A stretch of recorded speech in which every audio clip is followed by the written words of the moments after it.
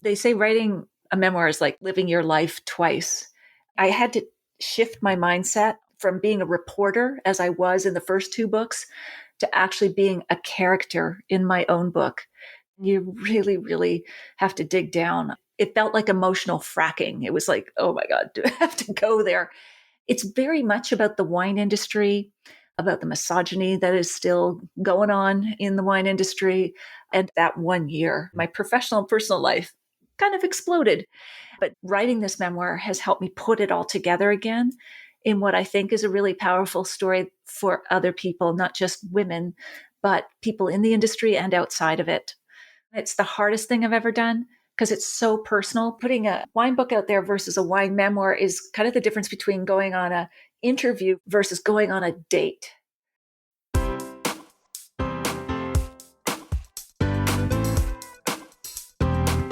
Do you have a thirst to learn about wine? Do you love stories about wonderfully obsessive people, hauntingly beautiful places, and amusingly awkward social situations? Well, that's the blend here on the Unreserved Wine Talk podcast. I'm your host, Natalie McLean, and each week I share with you unfiltered conversations with celebrities in the wine world, as well as confessions from my own tipsy journey as I write my third book on this subject. I'm so glad you're here. Now pass me that bottle, please, and let's get started. Welcome to episode 220. How can you learn more about food and wine without the intimidation factor? Why does exploring outside your area of comfort often drive inspiration and innovation? And why is writing a memoir like living your life twice? You'll hear those tips and stories in part 2 of my chat with Lawrence Francis, host of the Interpreting Wine podcast. You don't have to have listened to part 1 from last week first, but I hope you'll go back if you missed it after you finish this one. Lawrence is actually interviewing me, and I have lots of juicy stories and tips to share with you. Now, a quick update on my upcoming memoir, Wine Witch on Fire, Rising from the Ashes of Divorce, Defamation, and Drinking Too Much. Every time a beta reader emails me and says, I'm so brave for exposing myself so publicly in my memoir, I get really nervous. I know they mean well, but I wonder, did I go too far? I write about my issues with drinking too much wine during my divorce and career meltdown. I also talk about being hyper-competitive and a perfectionist. Perhaps putting that all on the page was a way of holding myself to public accountability, because anyone who reads the book now will know all my flaws. And I'll know they know. And there's no more slipping up in private. That's the downside of being so open. The upside is the amazing connection I feel with readers when they send me comments about the book, especially when they tell me they feel they're not alone in their struggles. And now, so do I. Here's a review from Tom Lutz, a beta reader in Iowa. Wine Witch on Fire is a deeply personal, yet artfully entertaining introspective that doesn't just tell Natalie McLean's story, but invites you into it. I'm always particularly intrigued by books that make me really stop and think, and I found myself doing just that multiple times throughout this book. 5 stars. Thank you, Tom. I've posted a link to a blog post called Diary of a Book Launch in the show notes at nataliemclean.com/220. This is also where I share more behind-the-scenes stories about the journey of taking this memoir from idea to publication. If you want a more intimate insider seat beside me on this journey, please let me know you'd like to become a beta reader and get a sneak peek at the manuscript. Email me at natalie@nataliemclean.com. Okay, on with the show.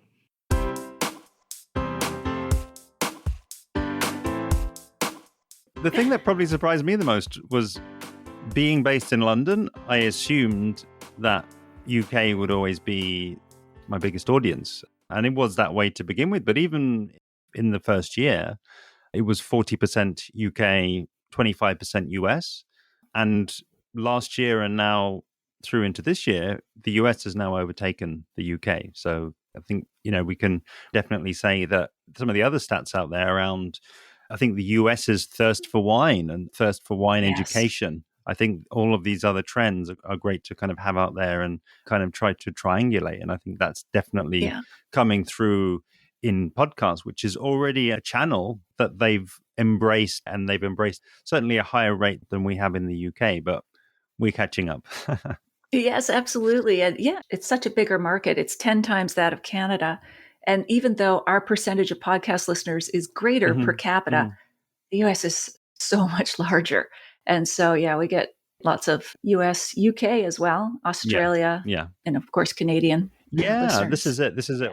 All those sort of English speaking markets, and I think the thing that's always been interesting for me as well has been that countries like Spain and Italy and Portugal, a lot of them have the approach and the strategy to export their wines, and I think that they Yes. seem to like targeting those markets because I think you do have a drinker and certainly a trade that is educating itself and is essentially equipping themselves with the knowledge to be able to share that producer story and that regional story and to really, create compelling written and audio content based on that. Absolutely. And, for Canada especially, but also to a certain extent the US, Hmm. we don't have a long tradition of winemaking as you do in Europe. Hmm. And we're not the center of wine trade as you were in London. Or so, I mean, it was beer and whiskey if you go way back in history. And so North America is thirsty to learn from many wine cultures and learn about many wine types. We're not as, I'm just imagining here, if you're born in Hmm. Bordeaux, you Hmm. probably grew Hmm. up Hmm. drinking Hmm. Bordeaux, and that's kind of what the main thing is. I know people are all branching out these days, but it's so diverse in North America, the thirst to learn and the thirst for wines from different countries. Fascinating. And yeah, possibly my last direct question about the podcast, but I always do this. I always get when I hear an interesting answer, another question will always come up. But just noticing that you've mentioned beer and whiskey a couple of times, and I'm curious, and have you always kept your topics focused on wine and people related to wine? Have you ever been tempted to broaden out if that's not the case yet? Well, my podcast is called Unreserved Wine Talk, but I could add maybe a tagline, P.S. Whiskey too, or beer too. I haven't focused on beer and whiskey Hmm. or Hmm. Hmm. spirits on the podcast. It's something I'd consider. Again, it would be based on the storytelling, and I think there's Yeah. plenty of stories in beer and whiskey. Now, some of my, especially the writers I've interviewed, also write about other drinks. So Mallory O'Meara, the book I just mentioned, she writes about bourbon and so on. So we do touch on Hmm. those topics Hmm. as Hmm. well. So it's something to consider. I want to make sure that I'm still focused as a, I don't know, brand positioning, if Yeah. you will, Yeah. that, you come to me to learn about wine, to hear wine stories. But, I also talk about wine and spirits on television here in Canada quite frequently. And spirits are usually part of that mix as well. So I do probably more spirits and beer on the TV work that I Got do you. than the Got podcast. you. Yeah. Okay. And this is perfect alignment because my next question was actually going to be around, wine communication, but really, broadening it out into those different channels. And I'm just aware that we haven't spoken about the work that you do with television in Canada. So I wonder if, you just sort of, paint us that picture of, again, how did that come to be a thing and what does that currently look like? Sure. So on my first book tour, Random House was amazing. And they took me across the country and down through the States and booked me on radio and TV shows. I had no idea like how this happened. Like I would never be able to do that myself at the first time. But they had a publicist dedicated. It was the good Hmm. old days Hmm. when writers actually did do book tours. And so I made a lot of contacts with various hosts and TV radio producers. And a number of them said, okay, this is fun. We've had a great chat. Why don't you come back and just talk about wine? Mm, Not mm, necessarily mm. your book, but let's Hmm. talk about wines for the holidays, wines for chocolate pairing at Valentine's Day, wines for whatever. And so I returned to those places and they would introduce me via my book, which was great for the book, but we talked mostly about other topics, wine related. Same thing happened with Unquenchable, my second book. So I've been doing TV longer, much longer than podcasts. But what's happened, especially with COVID, Hmm. is that I'm doing remotes now. Like you and I, Yeah. we're Yeah. talking right now. The TV stations all had to pivot to that. And so what that did was enabled me from my office where I am now to go on shows across the country. So it's never been crazier or busier than right now because everyone wants to talk about holiday wines. But, like this week, I've spoken about holiday wines on 12 different television shows. But I can do it because it's right here. It's so Yeah. easy. Yeah. Yeah. And I don't have to fly to Saskatchewan or down to Halifax. So my focus has been largely on Canada. It'd be great for the sake of book 3 to branch out to the States. But yeah, that's kind of how it's really changed. I like it a lot. And being a natural hermit introvert, I love being able to just, get a nice blouse on, wear my shorts, which is what I'm doing now, probably too much information, and just Get do the a heating on, remote. I guess, and you've got Yeah, well insulated exactly. homes over in Canada, I'm sure. Exactly. So it's just so easy. And it's opened up a new world of reaching far more wine lovers, consumers, readers, podcast listeners than I could have ever pre-COVID. Is there a sense that that is going to be sort of staying around as we go into 2022? I mean, I've certainly seen Mhm. in the UK, program here, Saturday Kitchen, where they have, the regular drinks expert on, and they were always previously in studio. They then went to being on the screen, and then they're back in the studio as far as I can remember. But I'm just curious, is there a Mhm. sense of you will kind of never go back to being there in person, or is that still up in the air? Well, as an introvert, I hope I never have to go back to a studio. Thank you. And it's just so time consuming. But anyway, first world problems. So I live in Ottawa. Toronto is an hour flight away. And so if I'm on a morning show in Toronto and have to be there physically, Mm, usually I'm staying overnight the night before. And I'm happy to do that. But so far, no one's asked me to travel. And so for shows that are even further away, it's probably not practical cost wise or time wise, because some of these shows that I'm doing coast to coast are 4 and 5 hours away. But we've had such a good experience mhm, doing it, and mhm, the hosts keep asking me mhm, back. I'm hoping it will stay either like that or at least hybrid, where perhaps I go physically to the stations that are closest to me. But for those further away, I'm hoping that continues. It looks like it's going to because it's easy for them as well, but we'll see. fascinating. And yeah, I think that gives us a really interesting window into wider wine communication. And I think, yeah, fascinating that there are so many opportunities, I would say. It sounds as though, I say, right the way across Canada, right the way across the States.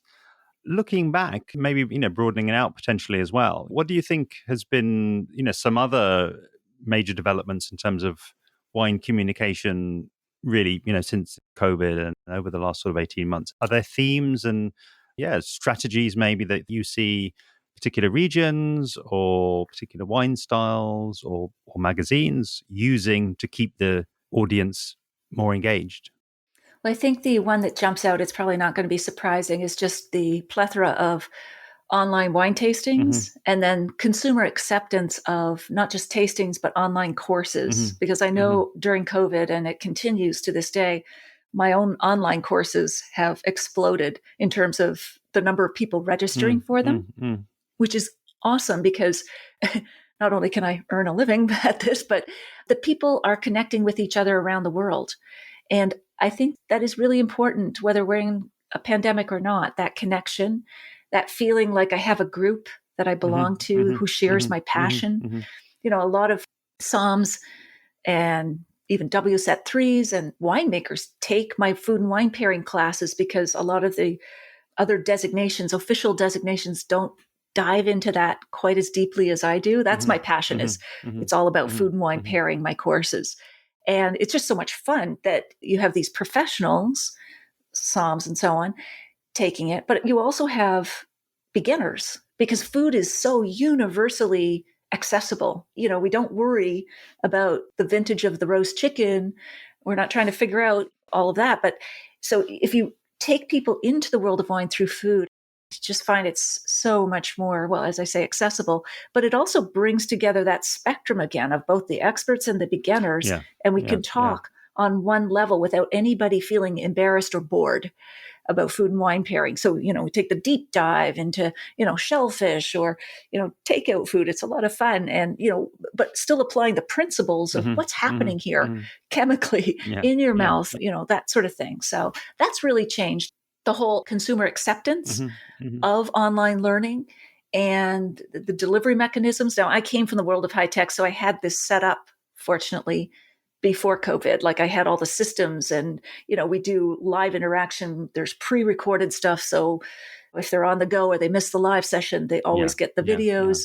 They know they have lifetime access to everything, which is very different from a one and done kind of in-person course. So amazing. And I'm so interested in that dynamic that you're describing there, Natalie, because I think it's something that I have touched on at various points through my journey, and just that idea of, I don't know exactly why, but we are in wine, people, again, huge generalization, but people will be more reserved to give an opinion about a wine than they will be about a chocolate or a beer or I think just about any other kind of liquid or substance out there. And I'm just curious, did you kind of, in a sense, bake that interaction and that openness into the courses and into the structure? Maybe give us a little bit of a peek behind the curtain in terms of how you draw people out in what can be quite sort of a scary subject for certainly people coming into it for the first time. Sure. So leading with food helped. So my flagship course is called the Wine Smart course, a full-bodied framework to taste, buy, and pair wine like a pro. And so that captures, as I say, both those who are new to wine, but also the Psalms and WSETs and so on who feel that's missing from what they've been able to study online or in person.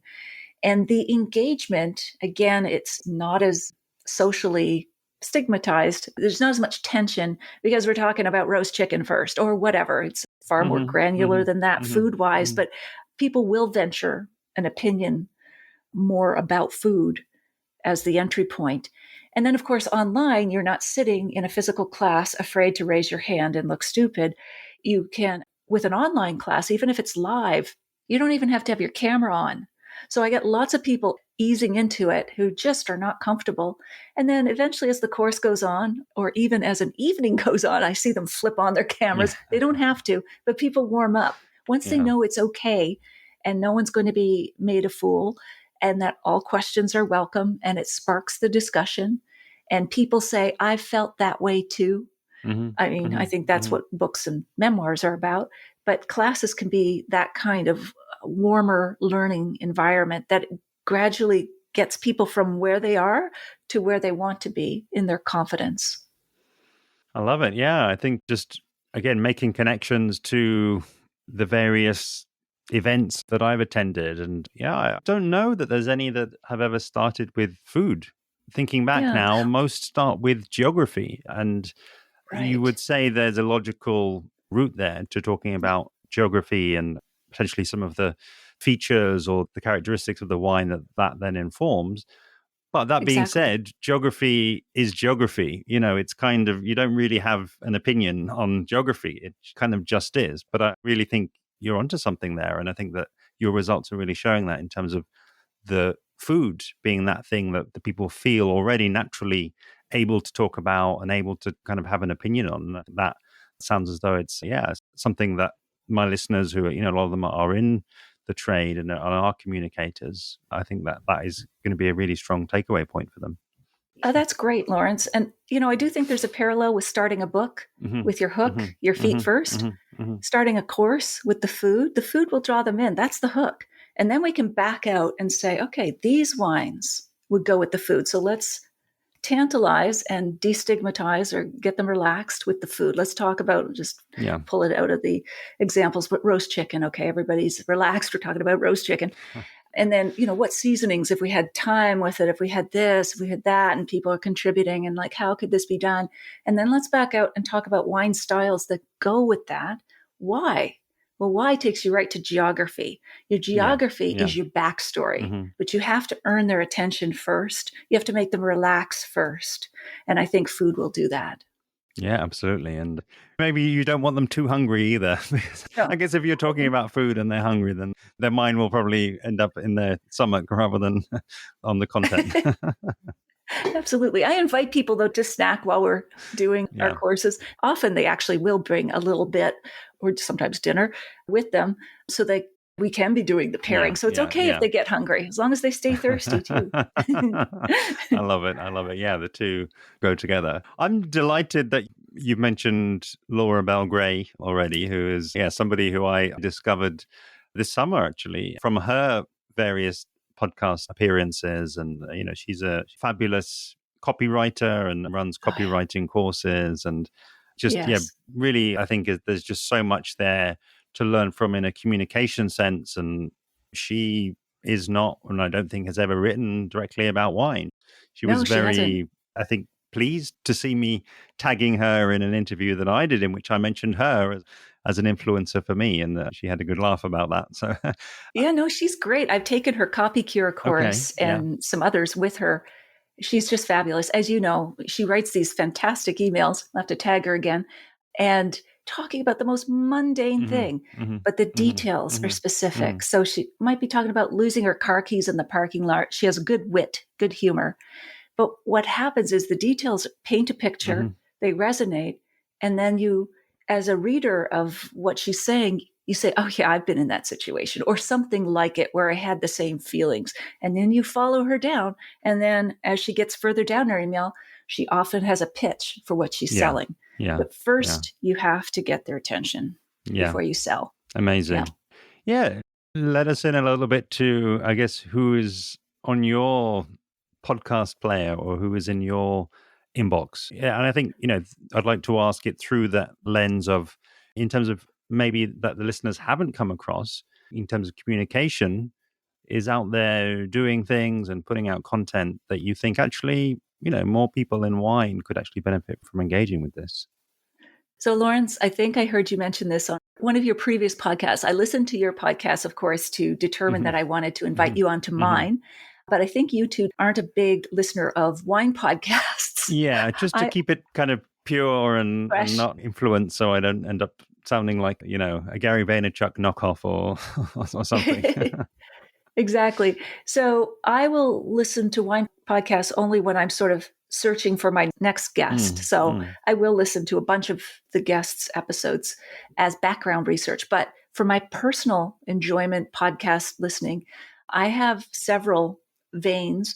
I love tech podcasts because I used to be in high tech, but also I find I want to keep up on the tech mm, trends mm, that can mm. help me with what I do in wine communication.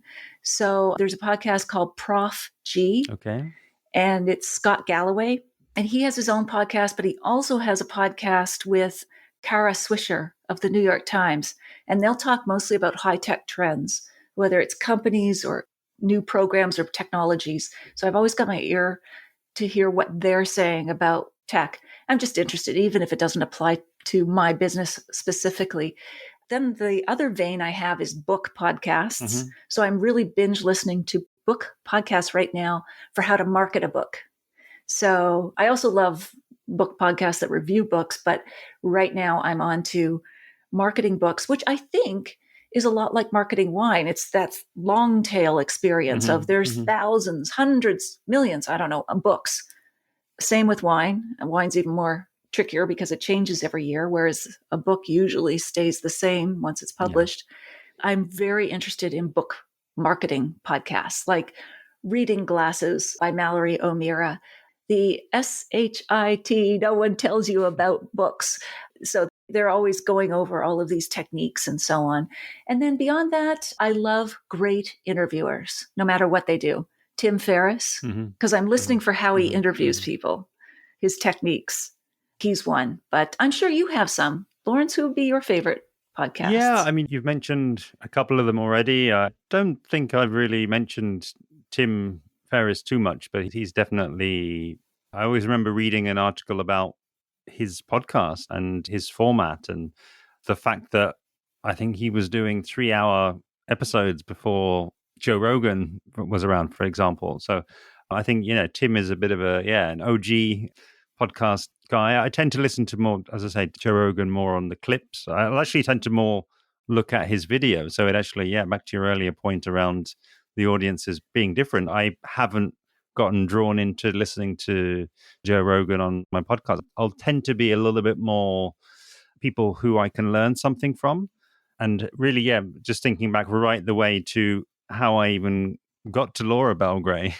It was Yeah. actually one of her, I guess, colleagues and friends, a lady called Tarzan Kay, who I think is actually Oh, yes, Canadian. I've taken courses with Yeah. Tarzan. And I she's love Canadian as well, Tarzan. isn't she? And Yay, she was a yes. guest on the Future podcast. It's spelled Futur, and it's headed up by this guy called Chris Do. And he for many years led a really successful design studio called Blind, and they were doing these fantastic videos and graphics and all the cool stuff. But he's now changed his direction and now runs this business called The Future, which does online courses for creatives. So their mission is Huh. to keep creatives doing what they love doing and to not have to go and get a job. With them, I'll dip into their YouTube, I'll dip into just about everything, really, right the way across the board. But the way Hmm. that they use technology, and I think he was the first person I saw at the start of COVID to be giving a class as I sort of waved my hands, stood in front of all of these different screens in front of him. So to almost try to get that I'm in an auditorium feel. So Right. yeah, Oh, I'm definitely gonna worth have to look checking for out. him. Yeah, and Tarzan's appearance on that had me hooked as soon as I heard her speaking, and then she mentioned Laura Bell Gray. So everyone sort of 1 degree of separation away from one another. It is, isn't it uncanny? I was in a mastermind with Tarzan. She is Yeah, amazing. So love she's her. also aces at copywriting and yeah, really good. Fant- We'll have to tag her. Yeah, no, fantastic. Yeah, so I think as well, I think there's something to be said. Maybe don't have to over egg the point, but just around keeping your influences open. It's my Mm. impression that I think often wine regions will look to other wine regions for their inspiration, and that maybe that there's a lot of sort of fast following going on and a lot of essentially sort of trying to copy the success that others have had, which is of course totally understandable. But I think also, kind of one of the wonderful things around our current state of communication is that you've got lots of different channels to try out. And even Mm. within those different channels, you can be running experiments and you can be making content for a particular demographic over here in that region and for somebody quite different over there. And actually, I think something you said, which really resonates, what it does, it opens a conversation. It actually lets you again break the fourth wall and actually Hmm. have that direct contact with people, which is I think so Yeah. valuable and I think still something that I think wineries and wine regions I think can certainly learn from. Yeah, absolutely. And what you're saying reminds me. So that conversation happens because people will email you far more Hmm. based on a podcast or a personal newsletter than anything. I really don't get emails from Facebook video Mm, watchers, mm, that sort mm, of thing. mm. But just speaking about technology, I've been using some new software for beta readers of my new memoir. And it was incredible because as they were reading the text, they were doing comments and emojis and all the rest of it. And I felt we were in conversation because they'd say, oh, yeah, I relate to this and that. And so, I think when you get into the long form and the two that stand out again, to say it again, podcasts and long form books, Mhm, mhm, that is mhm. where the conversations happen, not just a little tweet or a Instagram post. I know everybody's hep up on Instagram, Yeah, but I don't see sales coming from Instagram. I do from podcasts and books. this is the thing, and I talk about this more on my Instagram feed at Interpreting Wine, and I just bring it up simply because it's something that I mentioned a few weeks ago, and actually, again, I do have a lot of empathy around the reasoning behind this, but I do see a lot of wine regions literally putting up 10-second videos on YouTube. And Mm. if the view count is kind of all that you care about, maybe that's the way to go because you get somebody there. And I think a view counts after sort of 3 seconds. But I just always ask myself, how much value can you actually? That better be a pretty amazing 10 seconds. If you're going to tell a story, if you're going to pack in even a little bit of value there, if you're going to engage Yeah, and make something that's quite memorable, it had better be a pretty phenomenal 10 seconds. exactly. Because it's Mm. not about just hooking the person to buy your wine the first time. It's about ongoing loyalty, and that requires a story. Yeah. If you want purchase and repurchase and going deeper and going up your more expensive wines or whatever it is, that requires a relationship and storytelling. Yeah, absolutely. And maybe that's the sort of, the influence of TikTok coming Uh-huh. through and influencing YouTube. But again, I think there's something to be learned that, the people who are creating those TikToks that do draw people in, they are telling a story, but they can tell it in Yes. 5 seconds or they can tell it in three Yeah. seconds. But that is obviously quite a relatively new skill. But again, I think something that will be increasingly important as we move forward and as our attention gets pulled in so many more directions. I Absolutely. want to just close off and I think give you the chance to take us a little deeper into your memoir, something that I'm happy that you've hinted at. And, maybe you're, using your own techniques there, sort of opening those loops about the memoir right from You the noticed that. start. So hopefully we Saw what I did. and it's worked on me as well. So I'm now, super curious to hear more about this book. And it sounds like fascinating development process. And take us into that process of really how that came to be off the back of two quite different books. Well, thank you for asking, Lawrence. Yeah, this one is quite different from the first two. So the first two were kind of like wine adventures. Mm, My mm, inspiration for them was Kermit Lynch Adventures on the Wine Route. So he would go to different places and talk to wacky winemakers and, who had a story to tell. mhm, I'm sounding like a broken record, but that's what I did in Red, White, and Drunk All Over and Unquenchable. I found the most interesting winemakers in the world and I went to visit them and did things with them, like whether it was shark diving off the coast of South Africa or milking goats and paring cheese or whatever. So it was first person, but it wasn't really a memoir. mhm, And this one is. So this one, they say writing a memoir is like living your life twice, which can be good or bad depending on what part you're writing about. But in this memoir, I'm writing about the worst vintage of my life, my writing life, both personally and professionally. Was the year I got divorced, but also I experienced a blow up on social media back in the heyday 2012 when Twitter was even worse than it is today. mhm. But I won't go into all the details because I do want people to actually buy this memoir. I'm very excited that it's going to have a home and be published in 2023. It's been a real journey. I had to shift my mindset almost like Mhm. from being a reporter, as I was in the first two books, to actually being a character in my own book. Because memoir really does, more than anything else in nonfiction, take the techniques of fiction. So there's character development, there's plot Mhm. development, Mhm. there's like the narrative arc and so on. And you really, really have to dig down. It felt like emotional fracking. It was like, oh my God, do I have to go there?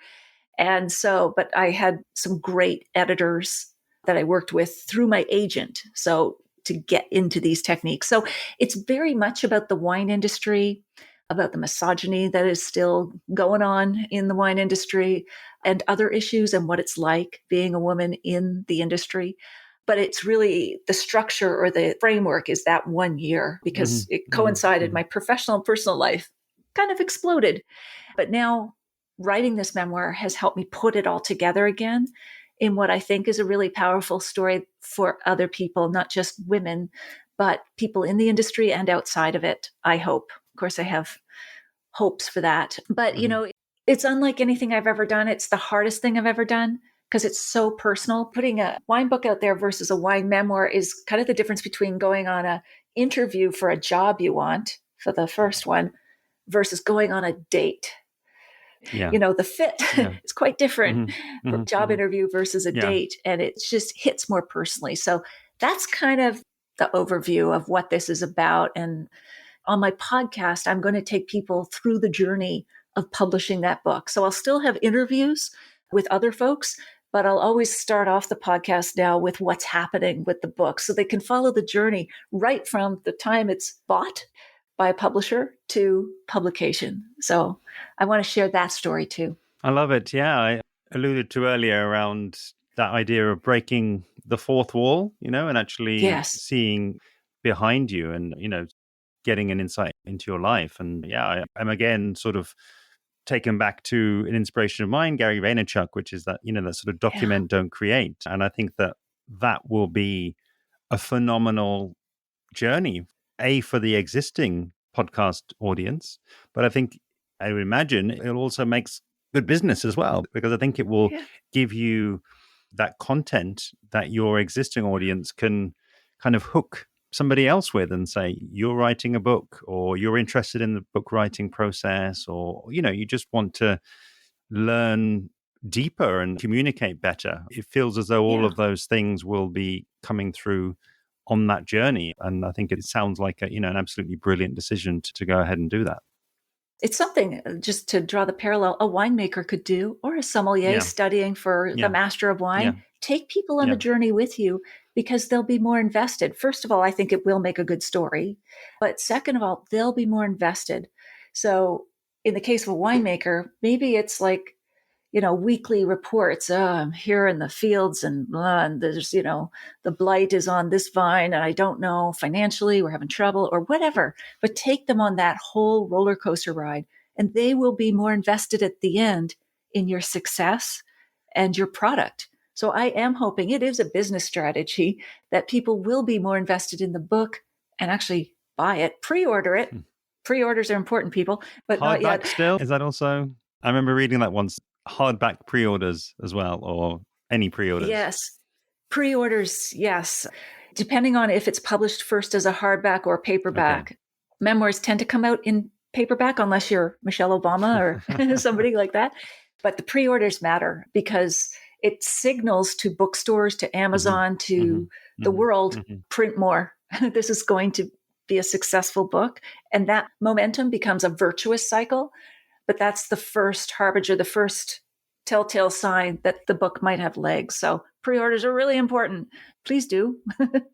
Okay, I love it. I'm so happy with our conversation, and we've This is covered so many fun. different interesting areas. And yeah, I'm really Absolutely glad fascinating. to And I know get this we out could with geek you. out all day on podcasts. I know. I just Yeah, know this we is could it. keep going. I feel as though I've been a little bit restrained and balanced. But that being said, I would really like your voice to be the last one on the episode, and really for you to talk about where people can find you online, and presumably where they can sign up for your podcast and hear the journey of your upcoming memoir over the coming year or so. You're a dream interviewer, Lawrence. Thank you. So people can find me online at my website, nataliemaclean.com. So there's no H, NATALIEMACLEAN, nataliemaclean.com. You can find the podcast if you're already a podcast listener with Lawrence's podcast here. So just search in your podcast app for Unreserved Wine Talk, or my name. Again, that'll find it too. And then for your listeners, especially Lawrence, I'd like to offer them my free wine pairing guide at nataliemaclean.com/interpret. So I welcome everybody to join me there, or just email me, Natalie@nataliemaclean.com. You can find me all the ways on all the social channels as well.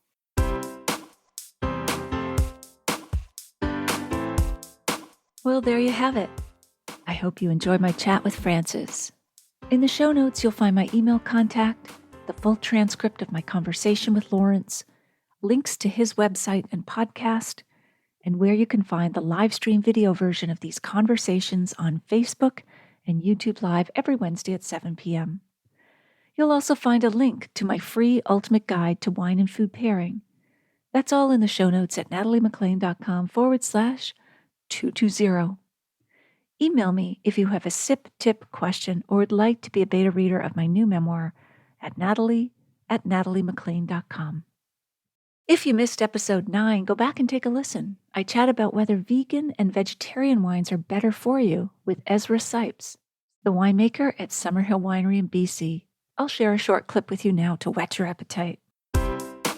Our vineyard in Kelowna is certified by Demeter as a biodynamic vineyard. It has extra rules above and beyond organic. So organic is sort of the baseline, which means that there's no synthetics being used, basically. And then there's guidance on things they want to see about soil preservation and biodiversity and things like that. But biodynamics really codifies that you have to have at least 10% of your farm given over to nature habitat. And we have, I think, about 20 or 25% of our farms that's wetland. We have a dry land. We have a meadow habitat. And then you really view the farm as an ecosystem. You integrate animals and animal manures, and you really focus on making your own fertilizers from things you grow on the farm. We make a horsetail tea for mildew control. We make large amounts of compost, and we add these herbal preparations to the compost to aid processes of decomposition. We spray basically a bacterial broth all over the farm that aids the life force, if you will, in the soil, but basically the soil food web.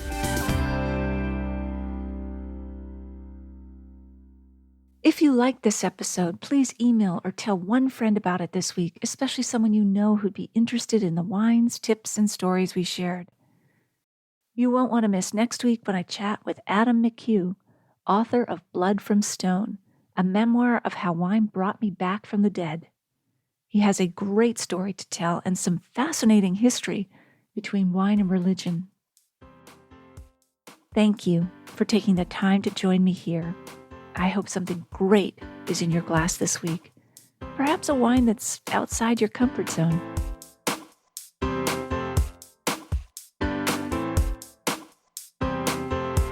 You don't want to miss one juicy episode of this podcast, especially the secret, full-bodied bonus episodes that I don't announce on social media.